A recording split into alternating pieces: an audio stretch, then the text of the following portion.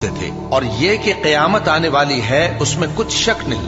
اور یہ کہ اللہ سب لوگوں کو جو قبروں میں ہیں جلا اٹھائے گا، بس وہ تو ایک زور کی آواز ہوگی اور یہ اسی وقت دیکھنے لگیں گے اور کہیں گے ہائے کم بختی ہماری، یہی جزا کا دن ہے۔ کہا جائے گا کہ ہاں وہی فیصلے کا دن جس کو تم جھوٹ سمجھتے تھے۔ فرشتوں کو حکم ہوگا جو لوگ ظلم کرتے تھے ان کو اور ان کے ہم جنسوں کو اور جن کو وہ پوجا کرتے تھے سب کو جمع کر لو، یعنی جن کو اللہ کے سوا پوجا کرتے تھے، پھر ان کو